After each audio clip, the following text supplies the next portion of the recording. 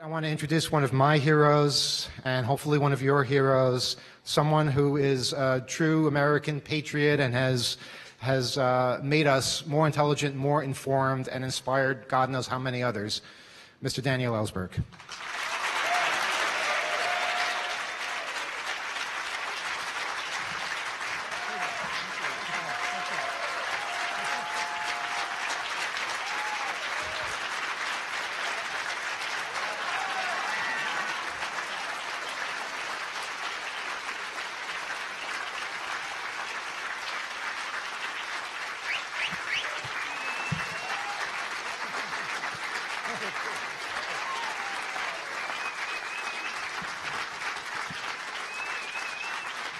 Thank you. Oh, thank you, Emmanuel. That is so much better than a moment of hate from 1984. That's what they have in mind for us later, I think, but not the people in this room will be subject to that. In fact, I had the privilege just now back there of meeting Lonnie Snowden and his wife Karen, who are Ed Snowden's parents, and it was a real pleasure for me to meet them because I know that it meant the world for Ed in Russia to find out when it came out that he had his father's support on this. I know that from my own, and I wanted to thank him for being that way. I don't know what his prior politics were, and his background, like mine, had involved clearance, just as it did for his son. That was also true for my father, who worked on the Atomic Energy Commission, had a Q clearance, so he couldn't tell me until 30 years later, really, what he had worked on. But it meant a lot to me. I didn't know when my wife and I were eluding the FBI for 13 days after the first publication of the Pentagon Papers. That was the first I knew that my father would know what I'd been doing, and I really didn't know how he'd react. He was a Republican, he's an engineer, structural engineer, voted for Nixon twice, he told me, which I wasn't real happy to hear. But so I really didn't know entirely how he would react to this news that his son was a criminal, as I'm about to discuss here.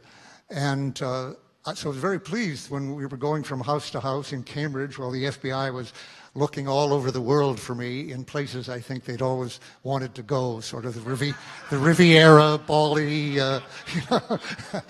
and a lot of junketing going on there, I think. But I was in Cambridge. And I saw my father being interviewed in Detroit and saying, I don't know if my son did this, but I can well believe that he did. It's just what he would do. He believed in, his letters from Vietnam, my father said, had turned him around on the war.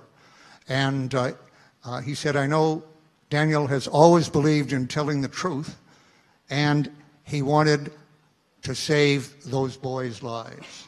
And his voice broke at that point on the television.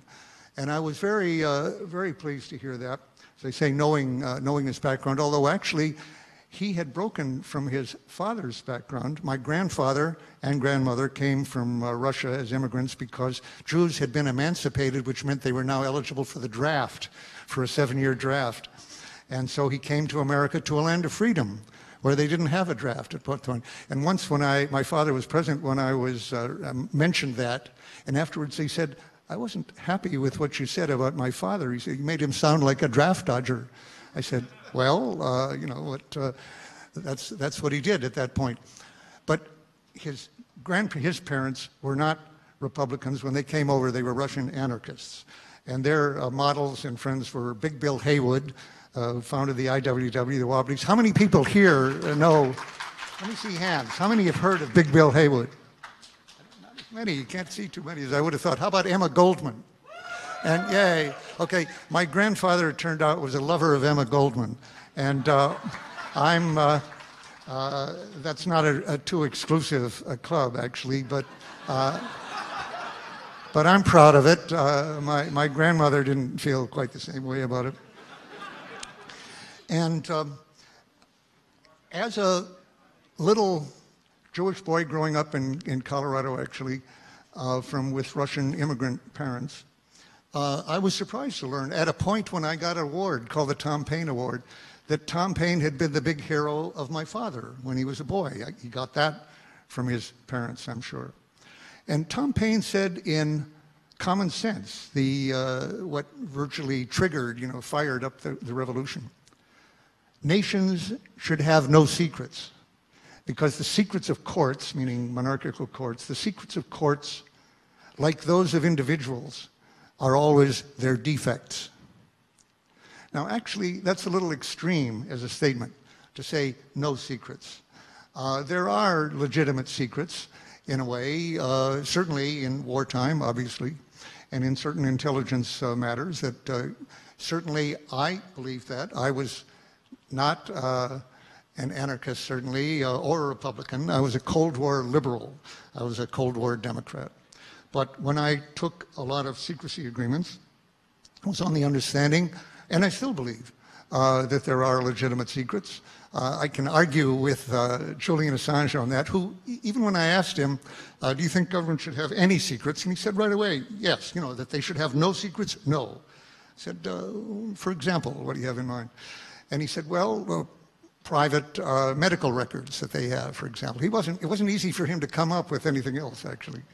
And in fact, I had an argument with Jake Applebaum, whom a lot of you know, who had pretty much the same attitude, very notion that the government should be transparent. And I said, look, since they're getting all the private information of all of us and keeping the fact that they're doing it secret until now, till Snowden, and they have all that information, if that got turned out en masse, by digitally, which it could be virtually, that would not be a good thing. That would, because, of course, neither Assange nor Applebaum believe in total transparency for the individual or for associations, private associations, and the government has that now. So they could deprive us all of any kind of privacy or secrecy, and I think, by the way, that is what they're aiming to do, and they've gotten very far along on it. In any case, I think, I'm pretty sure that Snowden, Assange, of course, and Applebaum were not insiders, and that's very good from many points of view, but also I think they weren't exposed to things that when you look at them, you say, okay, this is better to keep secret at this time for some period of time. Certainly Snowden, Manning, Tom Drake, the other NSA people like Bill Binney, Loomis, and so forth, knew many more secrets than they have revealed or thought should be revealed. And that was true. Most people don't realize it about Manning. For example, they think here's this young kid who, quote, dumped out everything he could. You've heard that cliche almost by now. Totally untrue. He worked in what was called a SCIF, Sensitive Compartmented Information Facility, which meant to me immediately that most of what he was looking at was top secret or higher, communications intelligence, covert intelligence, none of which he chose to put out. Whether or not some of it, I'm sure some of it should have been put out, but he did not put anything like that out, meaning that his work was the opposite of indiscriminate. What he put out was secret or lower, which is a classification that I didn't have time to read, literally, in the Pentagon when I worked there as an official. I said, don't bring me secret. That's notice, I just don't have time for it. And when I realized how many crimes were revealed by Manning, I realized, gee, I missed more than I realized by not seeing any of this.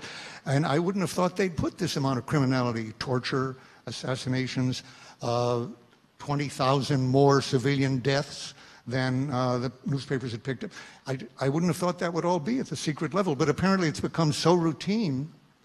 It probably wasn't in my day, torture, for example.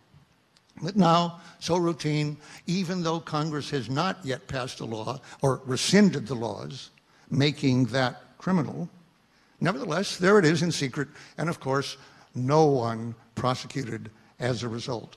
By the way, it was, you may or may not have realized that Manning's revelations of atrocities through Julian Assange and through Le Monde were absolutely critical in getting U.S. troops out of Iraq.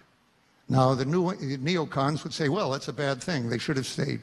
I didn't agree with that at the time, and I was happy to see them going out. I do not believe that the presence of 10,000 troops there would do any good to anybody or would be preventing the kind of civil war we're seeing now. But in any case, it was the revelation of atrocities in those very cables that were not being prosecuted by the U.S. or investigated even, that put pressure on Maliki that he could not allow troops to stay there without with immunity from Iraqi prosecution, since the Americans clearly were not going to prosecute that crime as they are legally, criminally obliged to do.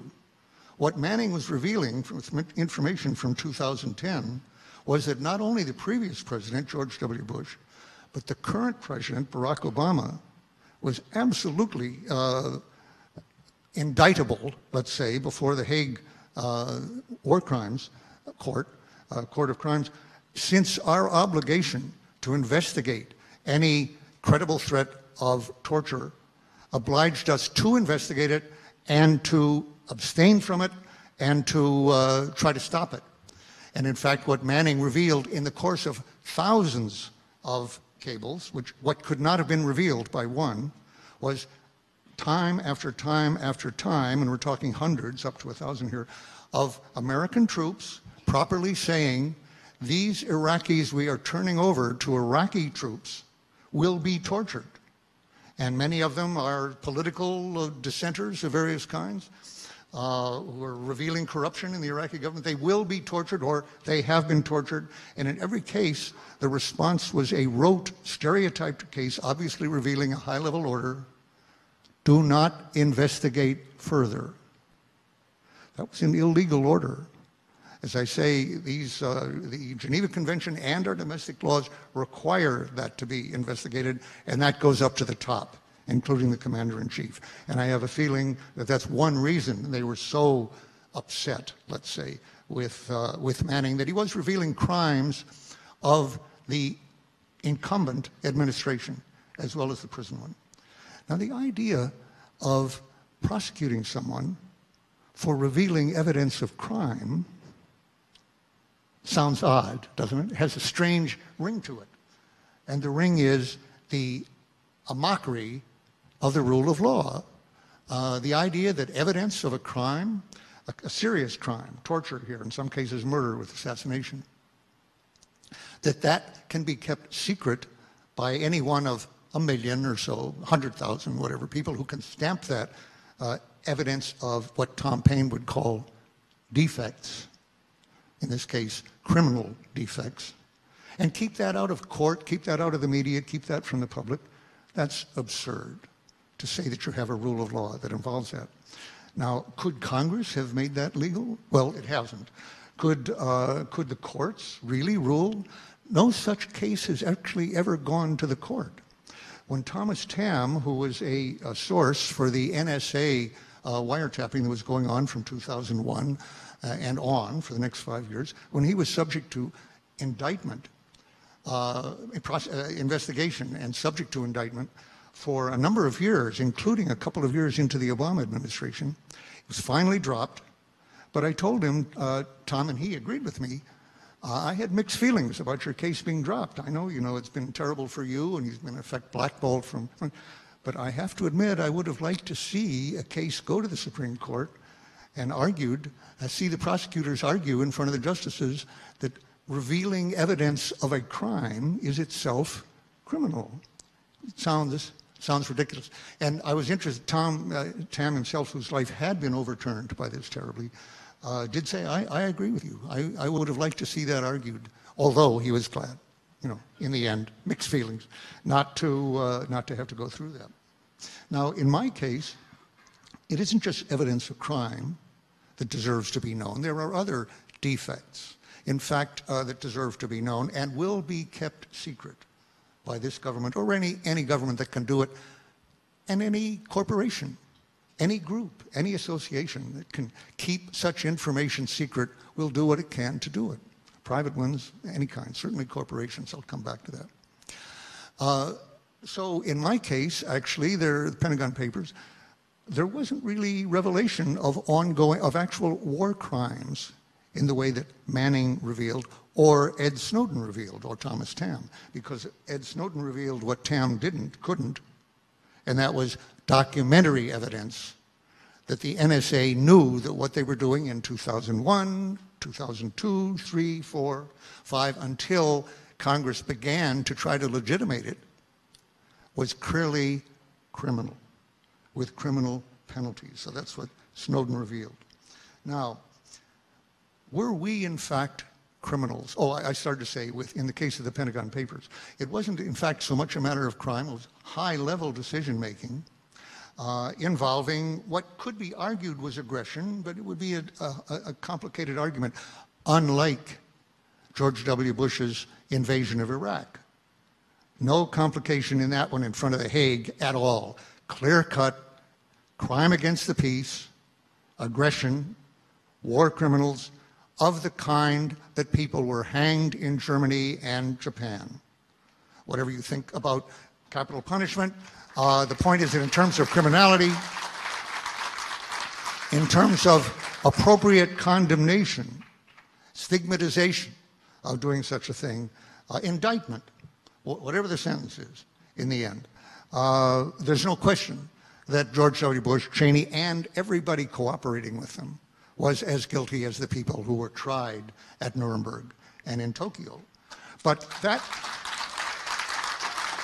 was, now, all of us, as I say, accepted to start with and continued to this day to feel that there are some legitimate secrets, which is to say some things that should not be leaked without authorization, and they're properly held for some period of time. That applies to very, very little that needs holding beyond months, a year or two, really 2 or 3 years.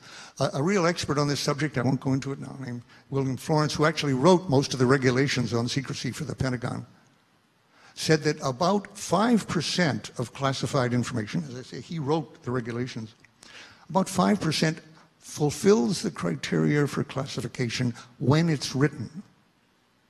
And he said 2 or 3 years later, that's about half of 1%. And that's a pretty good estimate, actually. As anybody inside the system, if they think about it, I think will know. It's not that overclassification affects a quarter, a third, a half of what's classified. Think 95%. Or after a couple of years, 98%, 99%. The Erwin Griswold, the former dean of Harvard Law School, who argued the case for injunction of the Pentagon Papers, saying that any further publication of the papers, in this first injunction ever requested by the government, any further publication would harm U.S. national security irrevocably, and greatly. 30 years later, I'm sitting in a panel like this and hear Griswold say, looking back on it, I never believed that any of the material in the Pentagon Papers had any effect on security. I would have loved to hear him say that a little earlier, before I was on trial. But he said, and he made the good comment. He said, I've been in this system a long time, and very, very little deserves classification beyond a short period of time. Meaning, look at, people always bring up the Normandy invasion of 1944. Fine, the date and place of the Normandy invasion. Who would disagree that that had to be secret? And how secret did the billion or so pages relating to that have to be in August of 1944 or July? For a few days, there was a question of, is this a feint? Where are they really coming and so forth? By August of 44, now war's still on, the place of the Normandy landing is really not a very important secret to keep. But it was kept. You can be sure. I don't know. I'd like to see the statistics on this. I would guess that probably most of that was kept secret for the next 20 to 30 years. As a matter of fact, at the end of the war, there wasn't any mass declassification, whatever. And that's very typical. Now, all of us, when I say Manning, Snowden, and I, and Tom Drake actually, had clearances for communications intelligence, for which there is a narrow Official Secrets Act. And of course, communications, that's the big subject here. And generally, I'm sure that when we first signed a secrecy agreement relating to that, we not only thought that's probably right, the need for the public to know this, that we are listening in to these foreign powers for our intelligence purposes, and the fact we are doing it, and the content of it deserves to be kept secret, even for a long period of time. That's what is justified generally, to keep people from changing their codes and being more aware that they have to be more careful against hackers, actually against spies. So, which we don't have here. So it sounds reasonable to us. I don't think that anymore, the way the law is written, and I'll come back to that, because it doesn't allow for a public interest defense. It's a strict liability law, which means, was it classified? Did you put it out? That's it. Away you go. No argument in court, whatever, as to the motives, the public benefit, or the lack of harm that may have caused by putting out this information. You can't argue that. I experienced that myself in the first prosecution ever held for a leak in America, and that was mine. And when, in 4.5 days on the stand, my lawyer asked me, Mr. Ellsberg, why did you...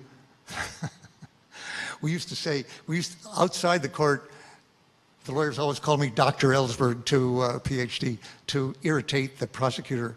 And the prosecutor made a motion that the word doctor should not be used in front of the jury.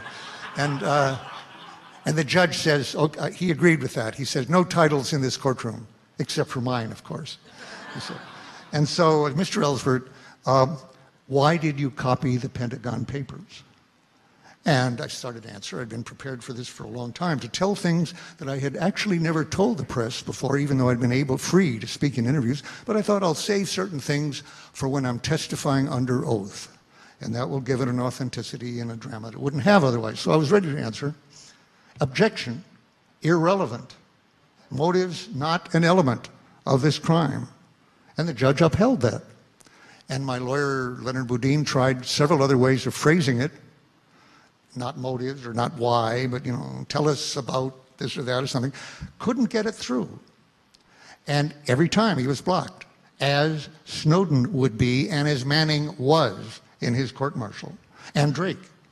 And so finally my lawyer said to the judge, Judge Matthew Byrne, Your Honor, I've never heard of a case where a defendant in a criminal trial is not allowed to tell the jury why he did what he did.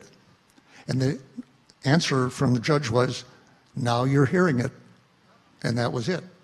So the idea by former Secretary of State Hillary Clinton, by current Secretary of State John Kerry, Snowden should come back here and make his case in court is absolutely hollow. I had the chance to ask Ed, do you think they believed that? And he thought not. I don't know what his basis is. Maybe we can... no, he says, they know better than that. Oh, maybe yes, maybe no.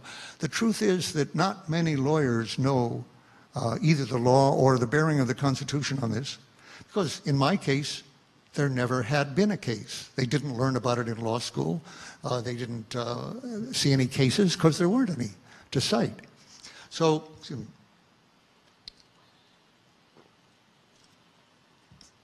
So we come back to this question, was I a criminal? Did I break a law? I asked my lawyer, Charlie Nesson, the Harvard law professor still, about 10 years later, after all this, I said, Charlie, did I break any law? And he said, that's very hard to answer. And here's why it was, and to some degree still is. The reason I was asking in a way was that whereas I assumed I had broken law when I did it, and I assumed that I would go to jail for life on this, we found out in the course of reading that there had been no previous cases. Nobody knew that, actually. If this were an audience of lawyers, well, I'll come back to that. I would not expect you to know that, in fact, that my case was the first. There had been none before me. Or why? Well, according to Mel Nimmer, who was then the leading authority on law of information, which, again, we're dealing with very much here, wrote an amicus brief for the ACLU and then published that as a Stanford Law Review article in 1974. He said, the statutes which Ellsberg is accused, under which he is charged, which included the Espionage Act and theft, either do not apply to his acts, or if so applied, are unconstitutional. And that judgment was backed up by Harold Edgar, Benno Schmidt in 2 magisterial articles, very big articles, one in the next year and one 10 years later, looking back on it. Same argument is essentially that to hold revealing information that was classified criminal per se, whatever the motives, whatever the benefits and so on, was an unconstitutional violation of the First Amendment. Now we're talking here about speech by officials. Most of the discussion of the law here has had to do with the press. Does the press have rights? After all, it is named in the First Amendment as being protected, or not?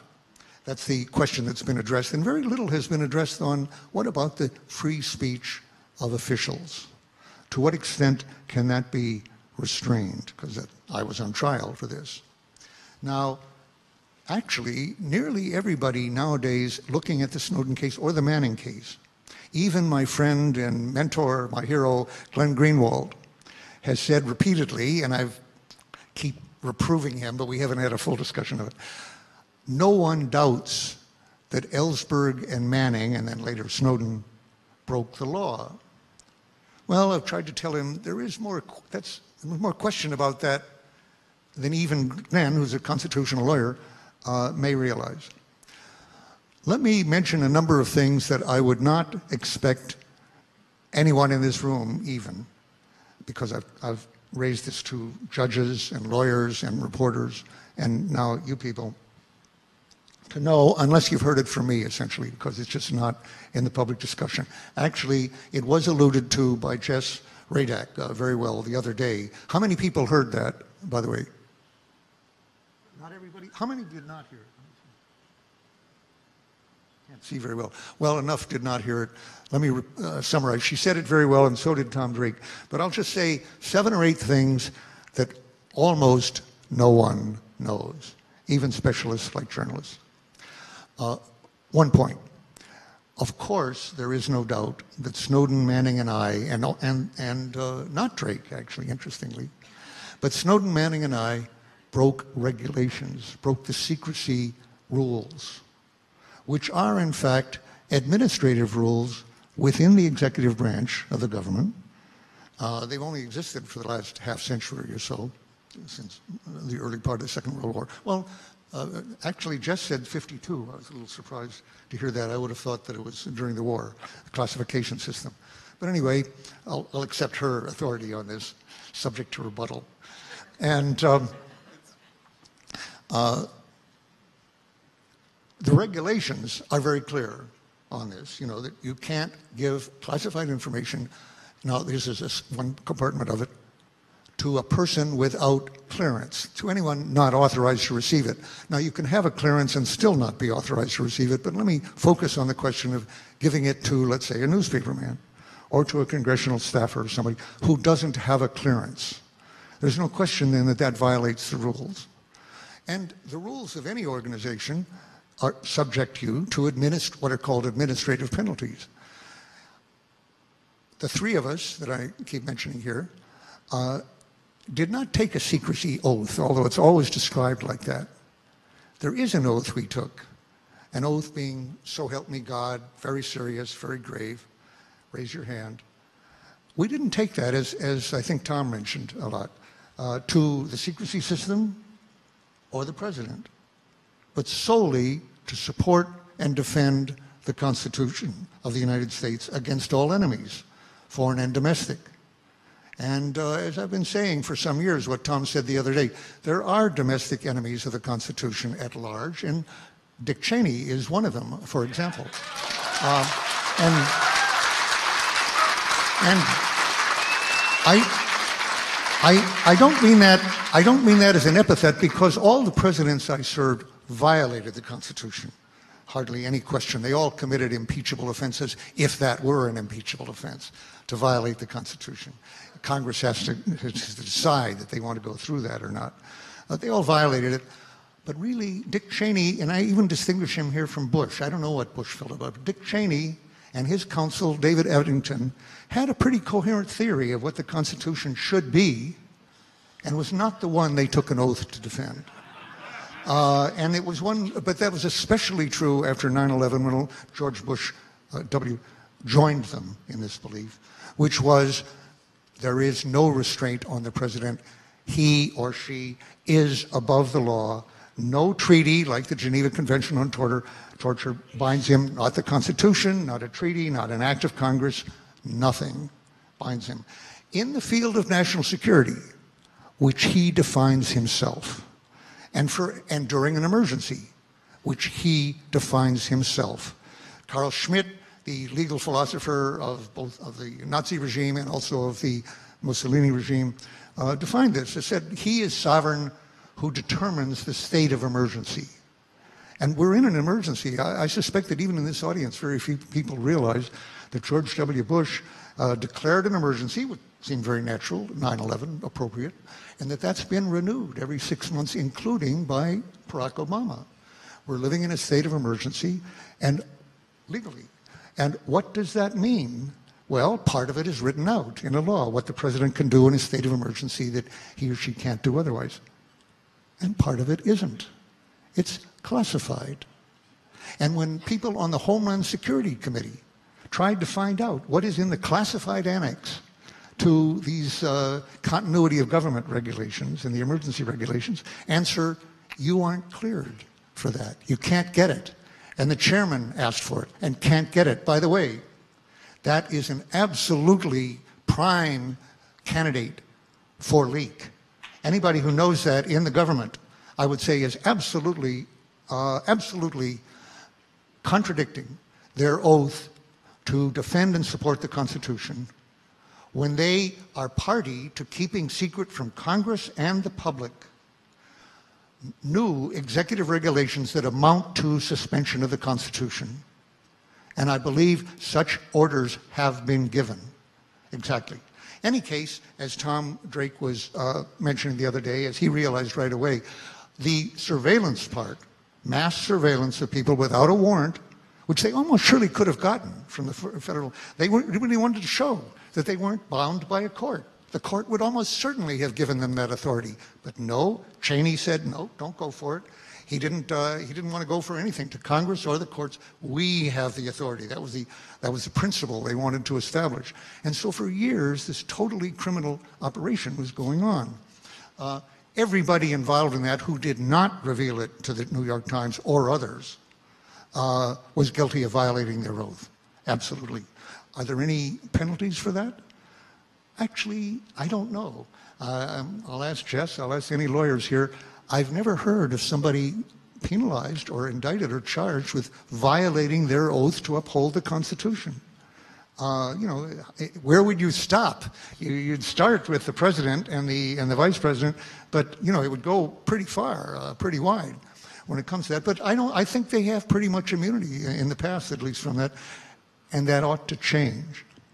But what we did do was sign a secrecy agreement, a non-disclosure agreement, such as people in the tobacco company sign in any company.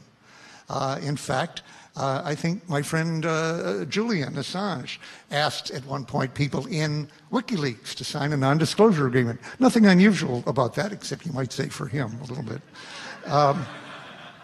It certainly gets very irritated, when he was leaked on, as does everybody. So it's a funny way to put it. My wife used to hate me. My wife used to hate me being called a leaker. She said it made me sound incontinent. But I've had to get used to it now. It's the word. There is no and unauthorized disclosure. That's not a little too complicated. So we did sign this agreement. And it was an agreement, of course, not to reveal what we learned in the course of our employment. And not dissimilar is what is simply taken for granted between a lawyer and a client. I'm not sure, I'm looking at Jess here, but I'm not sure whether lawyers sign actual agreements. It's taken for granted, right? Like a priest in the confession booth and a doctor and so forth. But in corporations, very commonly. And that was the same kind of agreement, except we were warned in a footnote. Well, no, actually, in the text, it said, and I understand that I might be subject to prosecution, 18 U.S.C. 793 D and E. which I happen to remember because I was the first person actually prosecuted under that ever. And all these other people met that act later, the other whistleblowers. The point is that was a bluff. No one had in fact been prosecuted, although leaks happened, what, every day, every other day. 50 years had passed since the Espionage Act, 54 years, had been passed in 1917. No one had been prosecuted for a leak because it was regarded as unconstitutional to have what amounted to an Official Secrets Act. So let me go back to my list of things that almost nobody knows. In contrast to most other countries in the world who have some version of a British-type Official Secrets Act, an OSA, Official Secrets Act, which criminalizes any and all disclosure without authorization of protected information, classified information. The U.S. doesn't have such an act, intended by Congress to be such an act, and having been found constitutional. In fact, and very specifically, the Espionage Act is not such an act.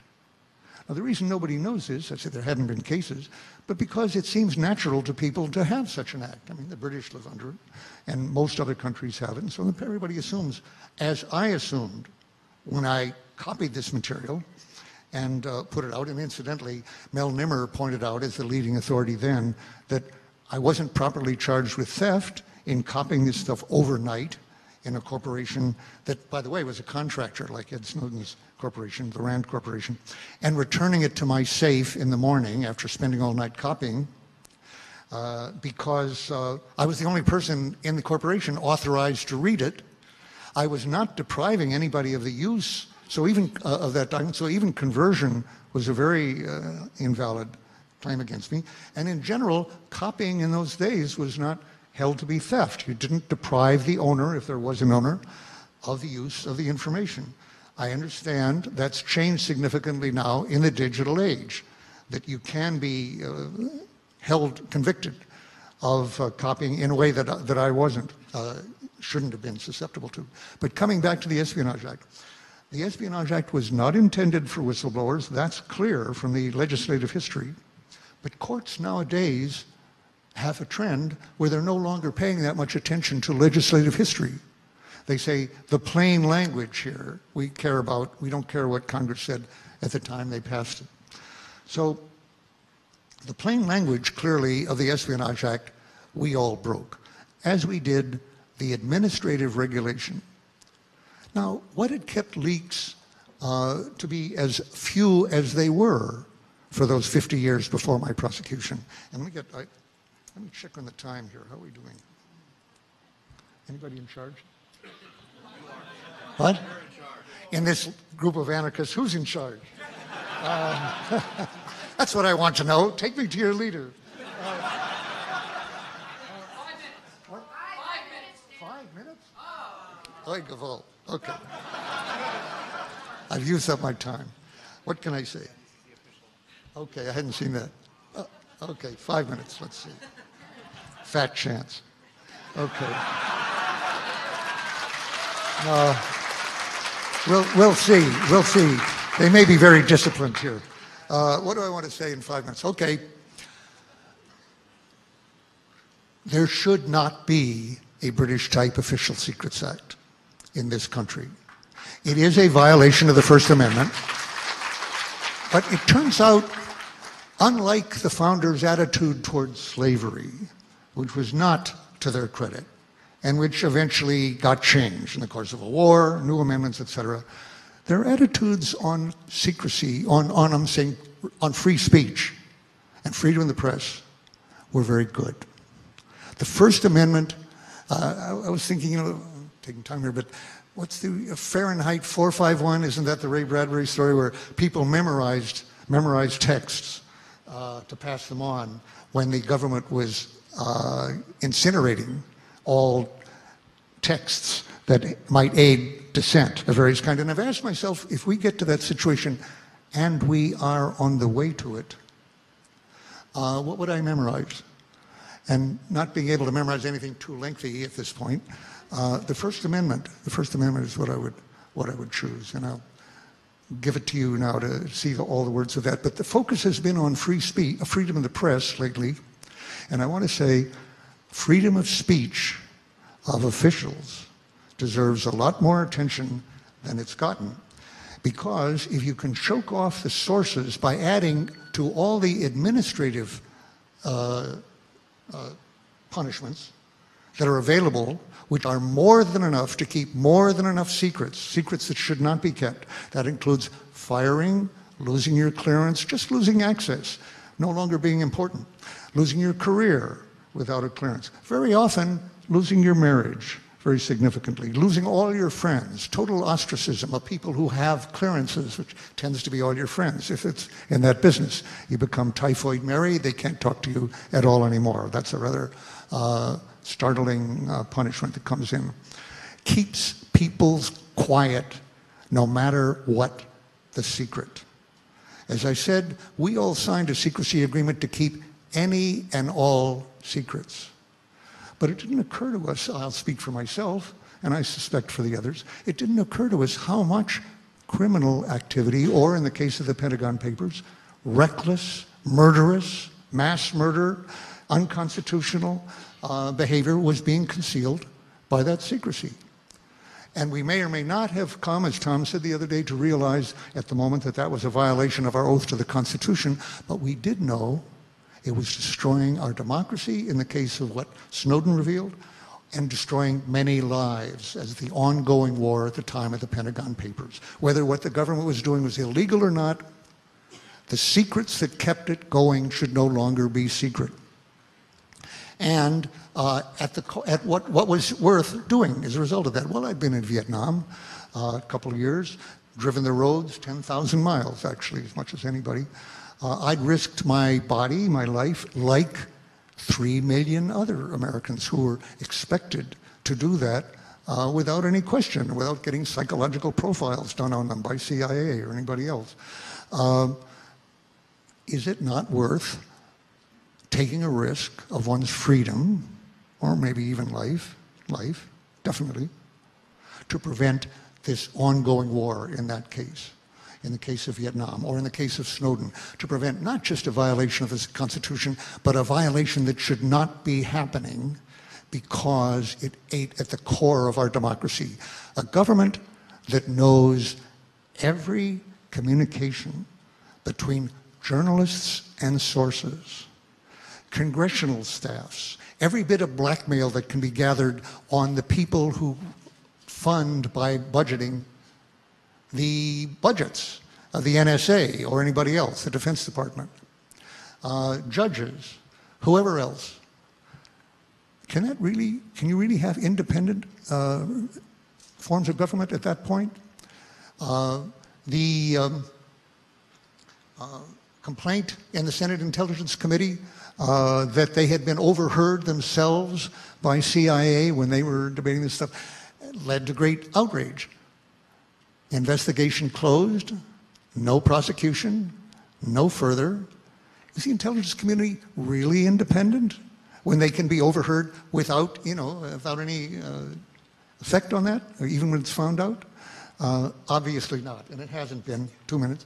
It hasn't been. Take, for example, the Intelligence Committee, which has allowed a 6,000-page, the Pentagon Papers were 7,000 pages, a 6,000-page study of criminality on torture to be bottled up now for a couple of years and is still in the hands of CIA to decide whether they want us to know what they've been doing criminally at the order of the president. That's absurd. The people who are failing to leak that document to the press and to WikiLeaks, to expose facts or whatever, are not just violating the Constitution, they do that every day in their jobs. They are, in fact, however, complicit in mass criminality here of a very serious sort. So, I've got 1 more minute, so I will use it on one more leak we need. Without more whistleblowers, rather than less, which is what the Barack Obama administration is working very hard to achieve, less to know whistleblowers. We need more whistleblowers, very definitely, in the government, no question about that. And you people have to do what you can to make it possible through secure drop, through exposed facts, through new codes and ciphers, to make it possible for people to do this without spending their life in prison, without spending 35 years in prison like Manning, or being totally oppressed financially like Tom Drake, and without having to go into exile. Granted, exile better than prison, as Snowden says. Nevertheless, that shouldn't have to be the price, and you are the people who can make it possible for our democracy to survive that attack on whistleblowers by allowing anonymity. But it's not only the government. As I say, democracy, I don't think, can survive an effective Official Secrets Act, as the president is now doing. He is using, for the first time, with 3 previous exceptions, for the first time the Espionage Act as if it were a United Kingdom Official Secrets Act, something that Congress had not allowed except once. Another fact you haven't heard, but Congress did pass such an act in 2000, in the last months of Clinton's administration, and Clinton vetoed it on the grounds that it was unconstitutional. So, and we don't have it yet. But Obama now has discovered that with the current courts and so forth, he feels he can get away, and he has gotten away so far, with using the Espionage Act, Strict Liability Act, as if it were a British Official Secrets Act. Okay. Our survival as a species depends on, as a species, that's going to sound hyperbolic right away. Wait till you hear what I'm talking about. Depends on the public being informed that there really is climate change and that it really is man-caused, human-caused, something that something like 30 to 40% of the American people don't believe at this point, because they have been lied to and manipulated by the gas, oil, and coal companies, who support companies whose product is doubt, and they've succeeded in selling that product. I am certain that there are documents inside each one of those companies, Exxon, Mobil, Shell, the coal companies, that show that they know perfectly well what's happening and what they are doing and what they propose to do in the way of producing and burning coal. And that you don't have to rely on James Hansen, who's given up his job and is doing civil disobedience, to try to get that through to people. You could have documents, just as Merrill Williams and Jeffrey Wygant, 2 people, exposed from the tobacco companies, proving that they were lying when they said under oath that they did not know that their product was carcinogenic, addictive, and that they were selling it to minors. That was the basis for all the class action suits since then, which in this country have saved hundreds of thousands of lives, more than all of our wars put together, except the Civil War. Didn't save lives abroad, because the tobacco companies are busy making even more profit, selling it to the third world, but it did have an effect here. And I'm saying, people inside Exxon, Mobil, and the others, absolutely, they won't even be subject to prosecution, just to the ostracism and the loss of income and everything else. If they reveal to us, if they leak to us, the knowledge by their bosses of that they are ending civilization within, if it's the next 30 years or the next 200 years, that they are earning it by doing it. I'm sure that's what their analyses, and of course it should be out. And yes, the people in those corporations need your help too. Even though it's not classified, they need anonymity. You can give it to them if you work at it and save the world, and that's what we're all up to, right? Thank you.